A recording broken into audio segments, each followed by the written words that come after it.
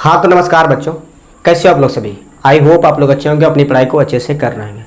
तो देखिए आज के इस वीडियो लेक्चर में हम लोग क्या करेंगे कि सेंटअप एग्जाम के बारे में जानने वाले हैं। ठीक है, जैसा कि आप लोग को सेंटअप एग्जाम के बारे में पता हो गया होगा। ठीक है, तो आपके माइंड में बहुत सारा क्वेश्चन बनता होगा कि सर सेंटअप एग्जाम क्या है। ठीक है, और ये सेंटअप एग्जाम कब होगा।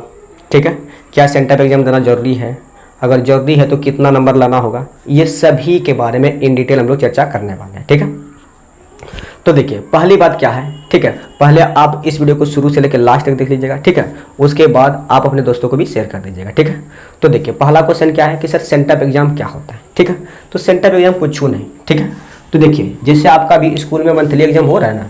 ठीक है, तो मंथली एग्जाम जो हो रहा है अब स्कूल के लास्ट में, ठीक है, जब आप लोग बोर्ड में बैठिएगा उससे पहले स्कूल में एक मेन एग्जाम होगा। ठीक है, तो उसी को बोला जाता है सेंटअप एग्जाम। ठीक है, यानी स्कूल का फाइनल एग्जाम को ही बोला जाता है सेंटअप एग्जाम। ठीक है, अब इसके बाद सेंटअप एग्जाम के होने के बाद स्कूल में आपका कोई भी मंथली टेस्ट नहीं होगा, मंथली एग्जाम नहीं होगा। ठीक है, सेंटअप एग्जाम जब आपका हो जाएगा तो स्कूल में कोई भी एग्जाम नहीं होगा। ठीक है, ये आशा करते हैं। ठीक है, उसके बाद अब सेंटअप एग्जाम क्या होता है समझ गए कि स्कूल का ये क्या आता है, फाइनल एग्जाम होता है। स्कूल का क्या होता है, फाइनल एग्जाम होता है। ठीक है, अब सेंटअप एग्जाम में आपको सेंटर पड़ेगा। सेंटअप एग्जाम में क्या होगा, सेंटर पड़ेगा। जहां आपका एडमिशन है उस स्कूल में आपका एग्जाम नहीं होगा, आपका किसी दूसरे स्कूल में एग्जाम होगा। ठीक है, दूसरे स्कूल में एग्जाम होगा, इसलिए इसका एक सेंटर पड़ेगा। ठीक है, चलिए अब उसके बाद सर सेंटअप एग्जाम कब होगा, यानी एग्जाम कब होगा।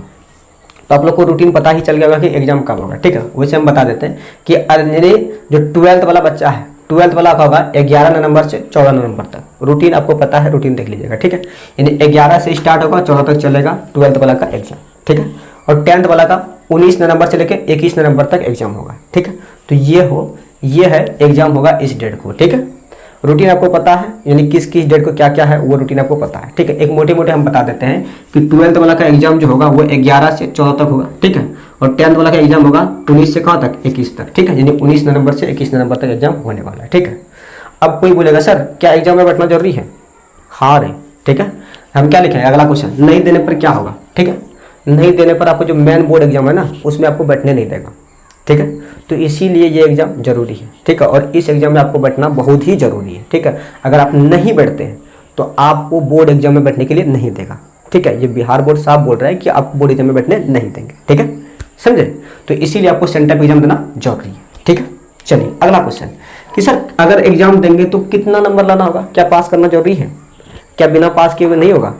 तो देखो एटलीस्ट आपको 30% मार्क्स तो लाना ही है। ठीक है, यानी पासिंग मार्क्स जो है वो आपको लाना ही है। ठीक है, पासिंग मार्क्स जो अब एग्जाम सेंटर एग्जाम में बैठिएगा उस एग्जाम में आपको पासिंग मार्क्स लाना जरूरी है। ठीक है, हालांकि इसका नंबर तो नहीं जुटेगा लेकिन पासिंग मार्क्स आपको लाना जरूरी है। ठीक है, समझे, तो ये था सेंटअप एग्जाम के बारे में। ठीक है, तो बताइए क्या और कोई क्वेश्चन है आपको, नहीं ना।